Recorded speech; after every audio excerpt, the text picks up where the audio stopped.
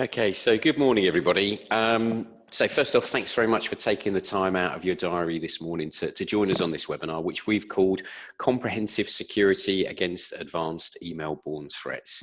Now, I really appreciate your attendance. I know the world is starting to get closer to, I suppose, what a recognisable state of normal is. However, I think we're all suffering from the negative effects of infinite webinars. So thanks very much for pushing through with us this morning. So for those of you who regularly follow us, you'll be aware that as a business, we're pretty much agnostic when it comes to promoting any specific vendor technology. Our approach is always understand the problem first and then go and find the most appropriate solutions to solve it within those specific situational constraints. It's really rare for us to put our heads above the parapet and really promote a particular vendor. However, this is one of those instances where we think as a company it makes absolutely sense to do so. So today we're going to introduce you more formally to Barracuda Networks. Many of you will be aware that we've worked with Barracuda for many years. However, as a partner, they're becoming increasingly relevant due to a range of factors, and not least the current climate that we find ourselves in at the moment. Now, we firmly believe that they've got a real differentiated solution to threats which are common to all of our customers who've adopted Office 365. So, without further ado, let's kick off. So what are we going to cover today? Well, we'll introduce our small but perfectly formed presentation panel before moving on to talk to you about ANSecurity's view. And that's our view on why we think there's a place for Barracuda Total Email Protection in today's world. Now, it's a common cliche that email is the number one threat vector. You're going to hear it multiple times today, but 96% of threats emanate from email. So we all know that there is a risk, but very few people know much more than that. And like any risk, the more intimately we understand it, the better place we are to be able to mitigate against it. I'm then going to go and hand over to John, who's going to fill in a bunch of blanks and help us to understand the risks by telling us the Barracuda email protection story. And then he's going to talk a little bit more about the product itself. Now, we want to provide you with a way of not just building a business case for the Total Email Protection Suite, but also for proving that business case works before you make any financial commitment whatsoever. We want to make it as easy as possible and ensure that it's absolutely the right decision. So we've got a process that we can take you through on that side of things. And then finally, we'll wrap up. We've got some learning points, some conclusions, and then give you the opportunity to ask some questions. I've had a couple of people already email me questions prior to the session, but if you've got any questions, you can email myself, rpage@ansecurity.com, or you can ask a question using the QA function on the Zoom console. Now, at this stage of the COVID lockdown, you're absolutely all experts on Zoom, so feel free to use that facility. So, who's who? Well, my name's Richard Page. I'm the Director of Sales and Marketing here over at ANSecurity. And one of the reasons why this subject is specific interest to me is that prior to me joining this business just under 3 months ago, I spent my entire career working within the Microsoft community on projects which are involved closely with what Microsoft would call as workplace productivity. So it's basically what has now become Microsoft 365. I've seen the good, the bad, and unfortunately, in some instances, the ugly when it comes to Office 365 projects. But the one thing that I have seen is that I understand the practical benefits of all aspects of the Total Email Protection Suite. I'm delighted here to be joined by John. John, it's easiest if you introduce yourself. Good morning. So I'm a Barracuda pre-sales engineer. Been at Barracuda a year and a half now and specialise around the email protection stack. Fantastic. Thanks, John. Okay, so why do we at ANSecurity see that there is a need for organisations to protect themselves when it comes to email-borne threats? Well, one of the characteristics of the cybersecurity sector is that when things go seriously wrong, when there is a major breach, of which is happening with increasing frequency, it's very difficult indeed to keep a lid on things. Customers need to be notified, suppliers need to be notified, in some instances, so do stock markets. It is a major, expensive, time-consuming incident for an organisation. But by understanding these incidents and by understanding their causes and effects, we as security consultants, well, I mean, we're basically able to help our customers learn from historical mistakes of others to make sure that they aren't, jumping down the same route and suffering the same fate. So I just want to take a little bit of a segue. I'd like to touch briefly upon a bit of really useful reading for you. Now, one thing that's really difficult to often find within our sector are really good impartial data sources. However, I would strongly recommend getting hold of the 2020 Data Breach Investigations Report. It's pretty brand new. It came out earlier this month. I think it was the first week of the month. You can download it from a number of different online sources, and it's fantastic. It's absolutely chock-a-block full of really great data, which you can use to go and build a picture of what's going on in the world when it comes to cyber threats. And I think that's where we start. If you go and read that report and look at the review of 2019, we can really then go and start to learn from absolute recent history. So let's have a look at a few of the relevant email-initiated calamities, I suppose, from 2019. So number one comes from the start of the year in January from a multinational engineering firm called Technomon. Now, these guys are headquartered in Milan. They've got offices throughout the world. And this breach was specific to one of their regional offices, what was identified essentially as a weak point in India. Now, the reason for calling this out is to demonstrate the sheer sophistication that financially motivated criminals will go to. This is real Ocean's 11 stuff here. So the very short summary of this, and you could literally write a film about it, is you've got a team of seemingly very well-funded hackers who managed to go and steal more than $18.5 million by essentially breaching the email system of that Indian office. Now, once they'd breached that initial threat defense, they basically monitored the email traffic over a significant period of time in order to learn that rhythm of the business. What they were trying to do was identify who the key players were and who were the individuals that they could then go and mimic. They looked at their vocabulary, their processes, their sign-off thresholds, their customs, everything that they needed in order to come across as 100% genuine. And it absolutely worked. They then staged essentially a series of conference calls back with executives over in the head office and were hard-faced enough to then just go and ask for the funds to be transferred to their account. And you know what? It's quite frightening, the level of investment that these gangs go to, and they do it because it works.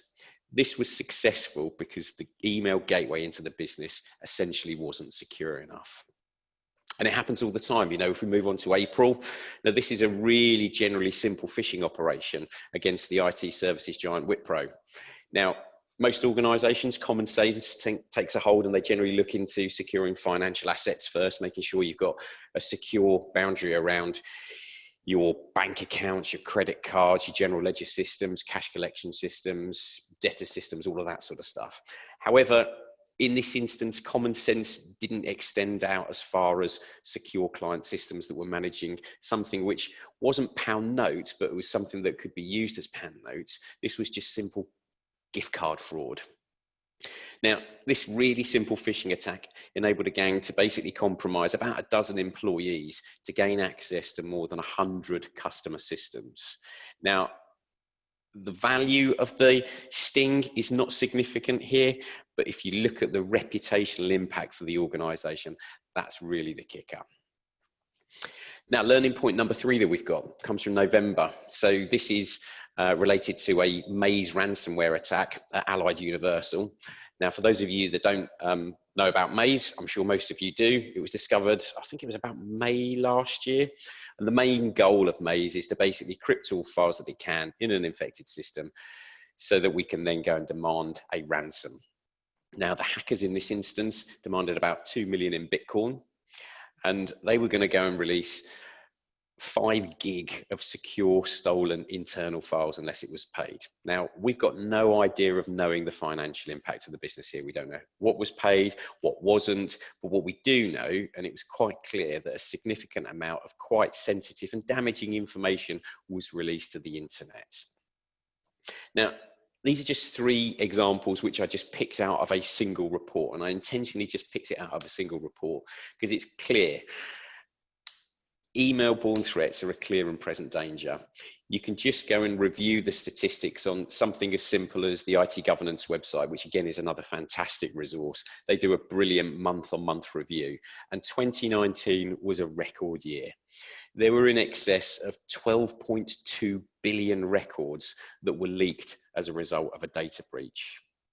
So, in order to show you what you can do about it, but I think more importantly, in order to make sure that you don't become a historical reference point in future ANSecurity webinars, what I'm going to do now is I'm going to pass you over to John, and he'll be able to talk to you about Barracuda Total Email Protection. So John, I'm just going to stop sharing screen. If you are able to. Perfect, thank you, Richard. So what you should be able to now see is the Barracuda Total Email Protection, and I'm going to talk to you today around our multi-layered approach to helping you and helping our customers protect against these email threats that are more evolving, that we're seeing more of and get more and more sophisticated. So just as a portfolio kind of offering of what Barracuda offer, we've got 3 different pillars. We've got our data protection, which offers backup, archiving. There's also a module in there which is cloud to cloud backup, which is actually backing up your 365 environment, which I'm going to go into in a little bit more detail. There's a network and application security portfolio within there, and this is really around SD-WAN, firewalls, on-prem and securing public cloud. And then what I'm really going to concentrate on today is our email protection stack and our multi-layered approach to helping you protect and mitigate that risk from email-borne threats. So when we talk to our customers, the cloud migration is underway.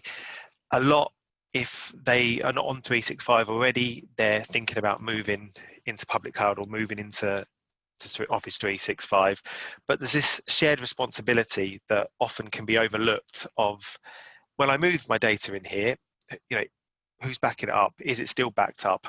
Microsoft have a retention period and a retention policy within there, which is essentially a recycle bin, which stores the data for a set amount of days. And then you've got the email security, and we talk to customers about this every day, where the built-in security from Microsoft isn't adequate for what they need, and it doesn't do what they need. And really it's about looking at third-party vendors like ourselves at Barracuda to help mitigate that risk and ensure that your cloud migration and your cloud infrastructure within 365 is secure from an email perspective and also for data protection. So as Richard mentioned, most of these data breaches do start with an email. They're really sophisticated, where they actually hired people to train and had used their dialects and how they spoke on the phone and things. But the initial point of contact there, and the majority of the time, is through the threat vector of an email. So whether it's just one email just saying, are you free, are you at your desk, and then they engage in conversation and expand from within that. So over the last decade, we have seen increased risks, where in the early days it was just volumetric spam, where it was just a sheer amount of spam would clog up your mailboxes, and the only thing really dangerous about them was just that you miss a real email. Over the years then, we had malware, URL phishing coming into like scamming emails, spear phishing, which we're seeing a lot more of now, where it's more targeted, where they'll actually look at socially engineered attacks. So they'll look at who works in finance, who's the CEO, who's the MD, all on LinkedIn, and socially engineer these attacks to really target these individuals. We're looking at domain impersonations, brand impersonations. I mean, within 365, the most common brand that's impersonated is Microsoft themselves, and they struggle and find it very hard to protect their customers who are in there, who are impersonating themselves. Reset your 365 password, or here's your latest file that you need, validate your account, and these types of emails. We then see blackmailing emails. Usually these emails are associated with passwords that have been sold on the dark web, where people use the same credentials for all of their different services. And then they'll say, we know your password is this, if you don't pay, then X, Y, Z. Conversation hijacking is also a big one we've seen a lot more of, whereby there'll be various attack methods and ways that a conversation will be hijacked. The most common example I've got that was the most worked and well-worked conversation hijack was there was a football transfer between two clubs a couple of years back, and the account in question of the treasurer and the person who looked after the money within the football club had their account breached, but the attacker and the hacker did not action anything. They didn't send any emails. They just watched and waited. There was a lot of emails going back and forward between the two clubs, and when it finally got to the point where they agreed, they sent an email saying, "We agree to this, please pay a deposit of 1.8 million into this bank account." And of course that was done because the whole conversation was there. And I'll show you today what we do to protect against these types of conversation hijacks. Then more recently, and going back to that, is account takeover. So within our account takeover defense, we can stop accounts being taken over and logged in from places that normally wouldn't be used for those particular users. And I'll show you exactly what we do around our account takeover defense as well. So with our conventional email security gateway, you will generally point your MX records at a gateway service. It will then be delivered to an on-prem exchange or to 365, and then the users will receive those mails. To stop against spam, malware, and also zero-day attacks, we have a gateway solution, which is our email security service, that you do point your MX records to, and we will filter out the legitimate mail from the bad mail. But what we've found is that these types of socially engineered attacks and these more sophisticated attacks will bypass a gateway. And it's not just our gateway, it's any gateway, because there's some things that gateways are just blind to. Often a lot of gateway security solutions will be rule-based and will have to know that a URL is bad in order to stop it, or will have to know that a file is bad or a virus is bad or within an email or that sender's being spoofed to stop it. However, with the current kind of day and age and people with mobile devices, they've got their work accounts, their Hotmail, their Gmail, all on the same mobile phone. If they receive an email saying reset your 365 password to a Hotmail address, and they click on that link and they type in their work account and password, again, that's something that a gateway just cannot see. So we're looking really at these threats that are called email threats 2.0, and we're protecting at an inbox level. So these types of threats where you're looking at brand impersonation, impersonating PayPal, Amazon, Microsoft, business emails being compromised, distracted emails whereby you're maybe on a phone, you're running for a train, or you've got the kids at home and you're not looking at the email and actually who it comes from, and an email and a spear phishing attack could come in from a Gmail account that's impersonating your CEO, and it's asking you to do something, but you're not looking at the whole from address to actually identify that. So these distracted emails, purchase credentials, which I mentioned, personal accounts, again, people using these Hotmail accounts and things to send emails or to receive emails on, conversation hijacking, and account takeover. So these threats are all, we call them email threats 2.0, but it's really time to look beyond the gateway. The gateway can stop, and a gateway is still absolutely necessary to stop against zero-day attacks, viruses, the volumetric spam.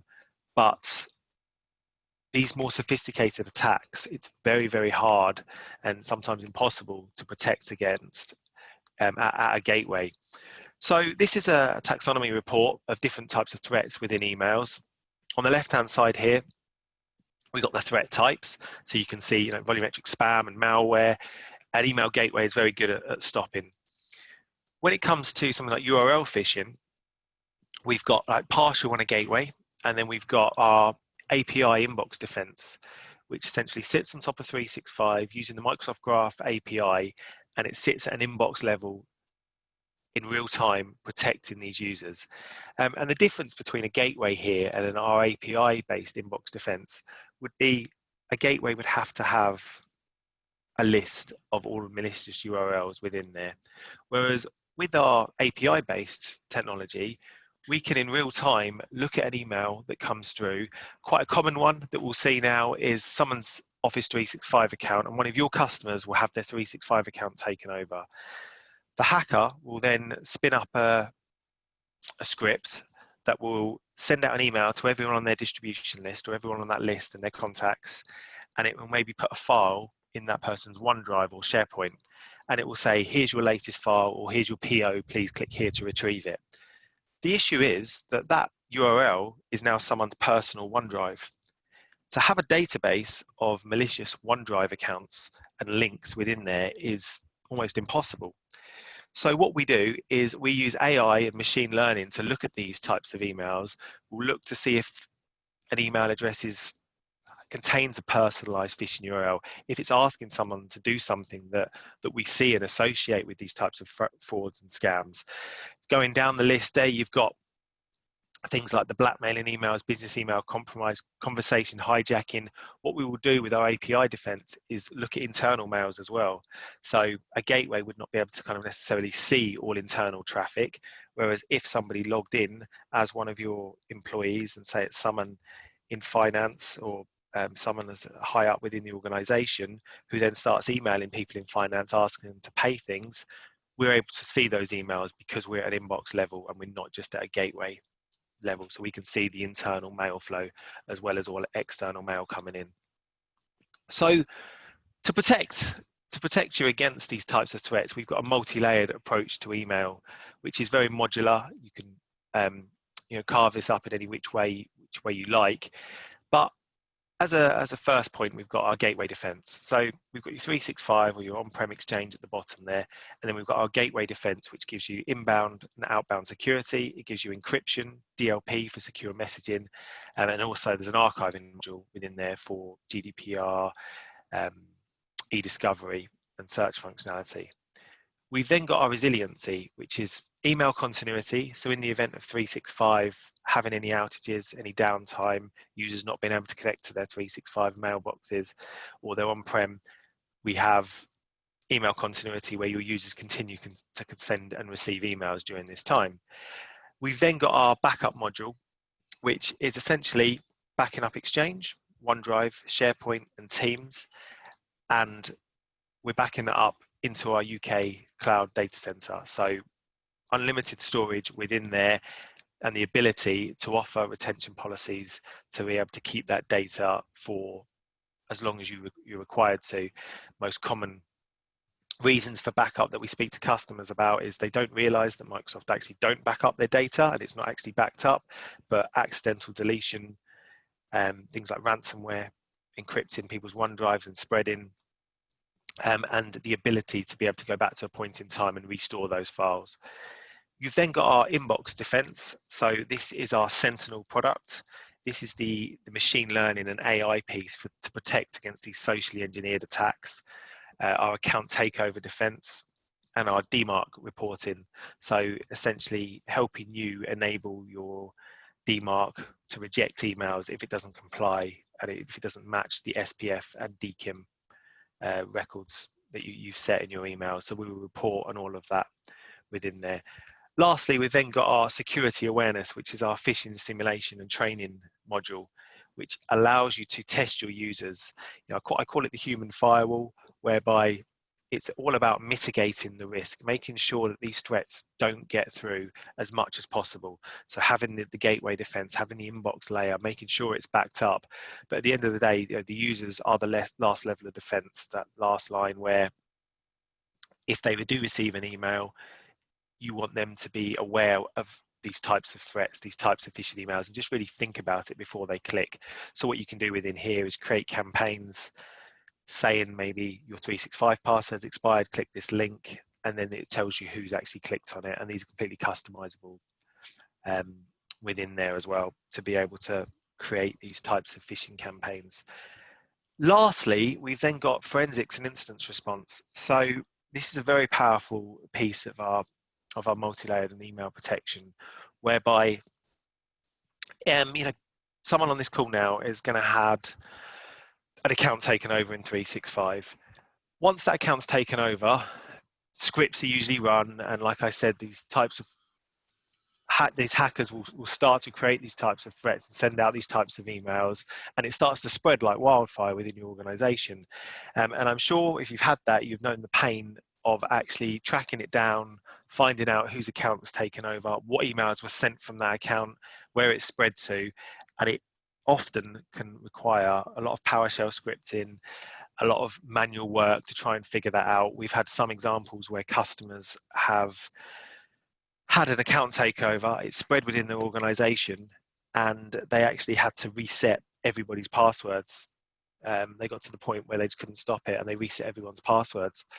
After a day or so of resetting everyone's passwords and having the whole pain of talking to all of those users who some were remote and getting them all back up and running, they still had accounts that were taken over. And the reason being is those hackers were already logged in. So resetting those passwords doesn't log them out. It just stops them from being able to log in again, potentially. So within our forensics and incident response, within seconds, you are able to find an email that maybe, as an example, it's quite a common one I'm seeing at the moment, where an email will be sent to payroll. And let's just say there's 20 people in payroll. And this email just says, "Hi guys, can you please make sure that I get paid to my new bank account this month? Here's the details."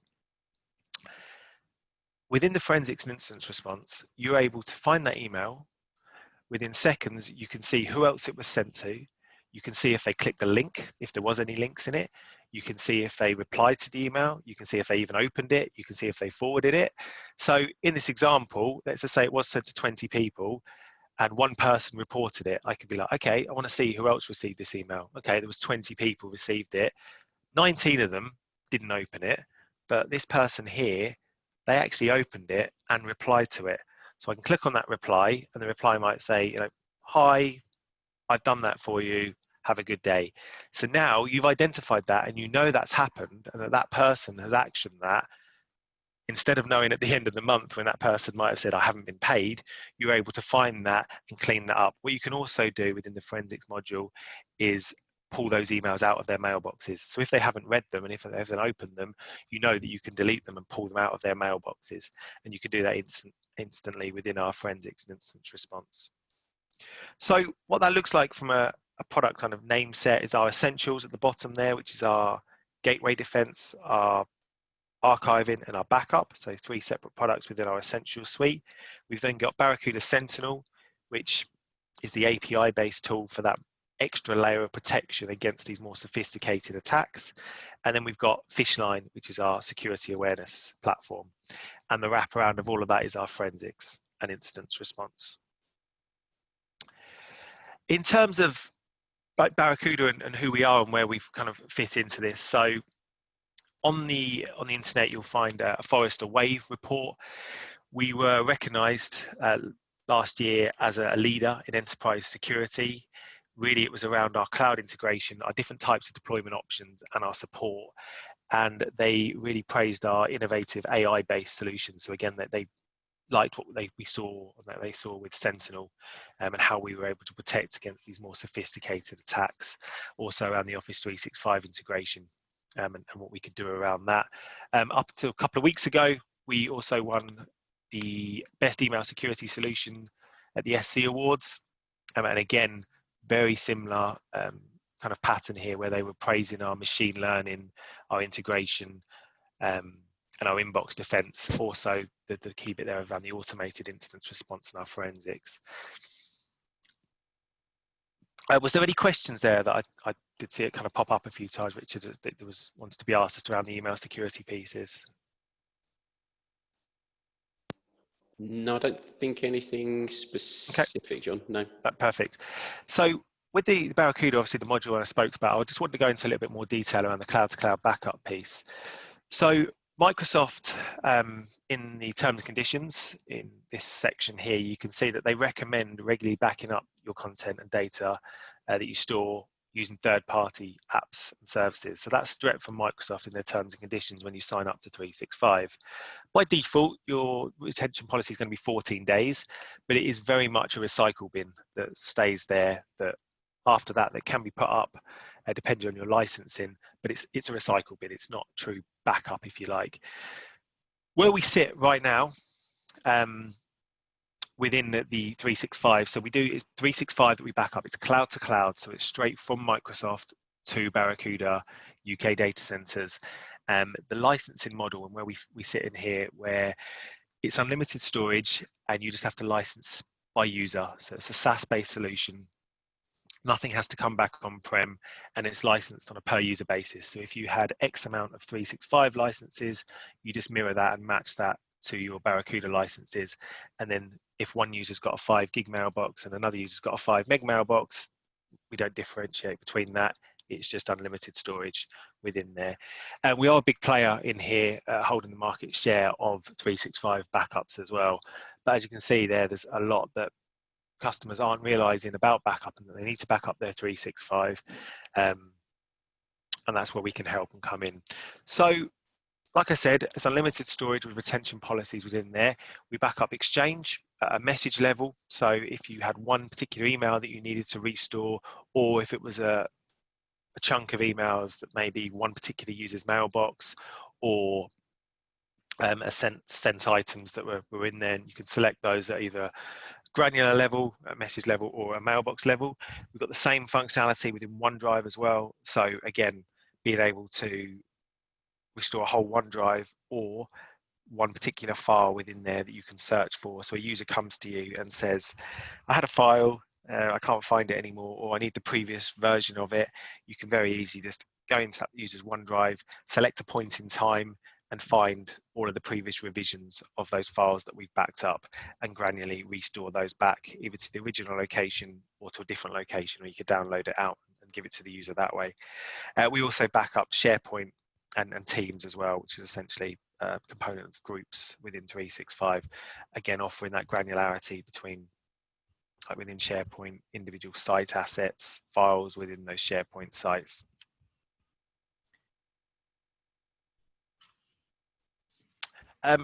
Richard, I think that's excellent. Yeah, that's brilliant. Fantastic. Right, well, let me just go and share my screen. Press that. Look at that. Technology in action. So if you just hold on one second, I've pressed it at the wrong point. Nearly there. Brilliant. Well, that was great. Thanks very much, John. Appreciate you joining us this morning. And I've got to confess, I feel like a bit of an idiot, really. Like I said at the start, I spent pretty much my entire career running a Microsoft Gold partner business. I've had loads of involvements with Office 365 as was. I was totally unaware of the Microsoft Service Agreement. I've even noted it down 6B. I didn't realise that Microsoft didn't back it up. So, you learn something every day. You're going to stick around for some questions at the end, John. So again, thank you very much. no worries. So how do we move things further forward? One of the reasons why I really like Barracuda, and they've been incredibly easy to work with, is that they're happy to essentially follow our philosophy here at ANSecurity. Now, wherever possible, we want our customers to be able to prove that the technologies that they're contemplating investing in are solving actual problems, and then that they actually work in their intended environment. And when we look back at our projects and we evaluate the success of them, we've got a really incredibly high success threshold for precisely that reason. We invest a lot of time up front, and that's why they generally go well. So as I said, thank you very much to Barracuda. They've agreed to change the way that they work in order to support the way that we do supporting our customers. So the good news is step one. By being here, you've started to tick that off.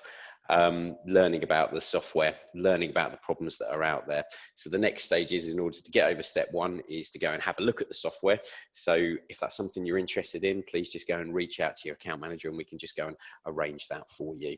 We were quite clear that we didn't want it to be death by demo in terms of the webinar this morning. So that's something we can do individually for you. So what happens after that? Well, what we would like to do is then investigate your current risk profile by essentially running what Barracuda call their email threat scan. Now, this is fast. It won't affect your email performance in any way, shape or form. But as John was mentioning, essentially they're using AI to essentially understand the email sender intent to go and detect any anomalies.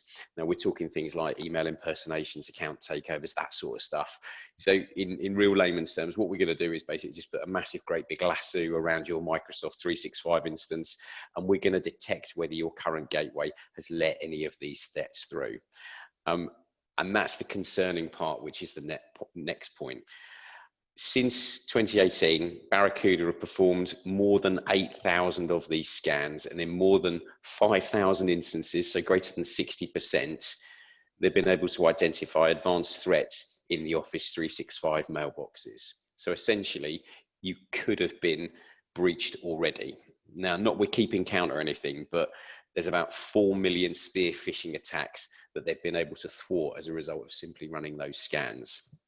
Now, I just want to bring you back to those 3 examples that we talked about at the start from the 2019 report.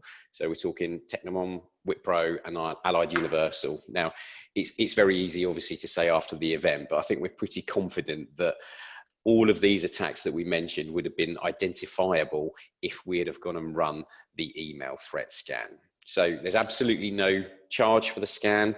By attending this webinar, we're happy to go and run this for you. If that's something you're interested in, then just reach out to your account manager or drop me a line, our page at ANSecurity.com. We can take you through all of the necessary paperwork and get this all moving for you. And after the scan, essentially, we then move into just having a bit of a deeper conversation and understanding your ways of working. And that's really important to make sure that it feeds into the business case. We'll go and look at the scan results. We'll spend some time interpreting them into meaningful information, all stuff that can go and form that business case. And the reason why we do that is at this stage, we should be in a position to identify whether there is a problem to be solved or not. The scan results should clearly have shown that. And if there is a problem, then we need to understand whether there actually is a business case for solving that problem. And in some instances, it's not. Some instances, customers might be happy with that level of risk. But we'll go and do all of that work on your behalf. We'll pull it all together. We'll provide you with a comprehensive document, which has got full, complete costings for all of the relevant elements of the total email protection suite, and also potentially that Microsoft 365 cloud backup as well. So, if there's a problem, we'll know that from the email threat scan. If there's a business case for solving it, that's fantastic. However, the final part of it is we now need to go and check whether that total email protection suite is the right solution to be able to do the job. Now, we've done our research. We're absolutely 100% confident it will be, but we need you to go and ensure that is the case for you and share that sentiment. So in order to do this, again, I've got to say thank you to Barracuda because they've bent over backwards here. They don't offer this to other partners, but we've got a 60-day free trial of the software, and this will be a managed trial. And what we mean by this, we don't just chuck the software at you, assume you'll know how to use it. We'll go and help you set it up. We'll go and support you for this initial period, and then be able to go and answer any questions, just so we make sure that it is absolutely right for you. So we've worked really hard with Barracuda to, I think, identify the most financially risk-free way of evaluating the software which will make your business more secure. We'd absolutely love to work with you on this. We'd love your continued feedback. So reach out to your account manager, give me a call, and we'll go and help take that next step of running that email threat scan. So on behalf of Barracuda and ANSecurity, we're pretty convinced that if you go and run that scan, you'll be able to sleep better at night. You might be intrigued with what you'll find, but that's the first part of the journey, understanding what your current situation is. So that concludes the sermon for this morning. So we've got a couple of questions. If you just hold on 1 second, let me see if I can pull these over. So let me try and put these into an order. So John, one that's come in, can I tailor the security awareness training to suit my organization? That's a good question. So yeah, the security awareness training is very customizable.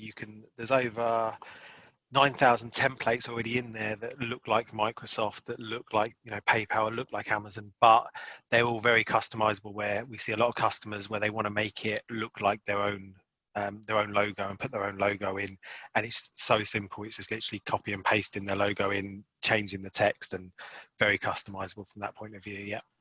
Okay, fantastic. I'll paraphrase this one. So what process does the inbound and outbound security go through for previously seen files to check for malware? Okay, perfect. So we have a virus database on our gateway. If there's a file that we know about it, we know it's malicious, then naturally it's going to be stopped. What we've also got is our advanced threat protection, which is essentially our sandboxing of 0-day, 0-hour threats. So an example of that would be, let me think, an Excel file that maybe comes into the organization, and within that Excel file, there's a malicious macro in that file that's maybe running some encryption or running some ransomware within there. And Barracuda haven't seen that before within their network, within the environment. So what we'll do is we'll take that file, we'll sandbox it, we'll open it up in a Windows environment that's within our cloud, spin it up, open that Excel file, actually run the macro, and as soon as we identify that it's doing something malicious, we'll stop against it there. So that's our sandboxing and advanced threat protection against 0-hour threats.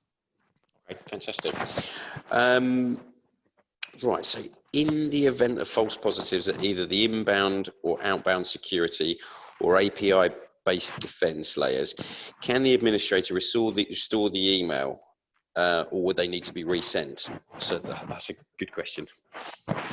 So both. They could restore if it's in the backup, but they can also, with different kind of, again, with the different layers here within there, we've got an Outlook plugin where users can report an email as suspicious, for example.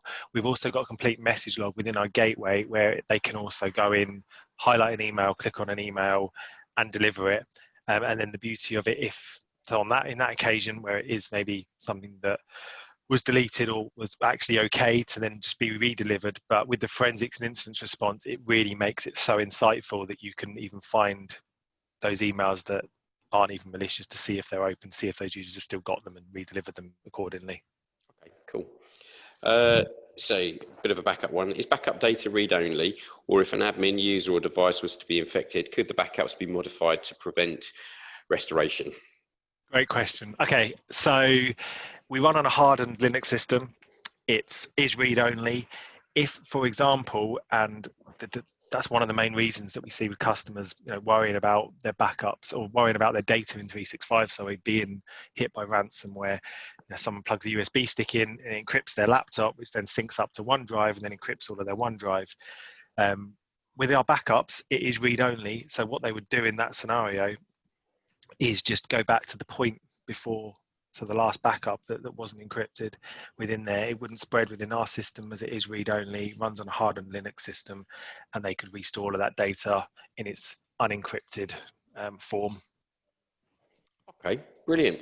I think that is pretty much all of the questions, and we are dead on 45 minutes, which is brilliant. So I'd just like to again thank you very much for your attendance this morning. I hope that's been of interest to you. Should you have any further questions, then please reach out to your ANSecurity account manager, or indeed to myself. I'm Richard Page. You can reach me, our page at ANSecurity.com.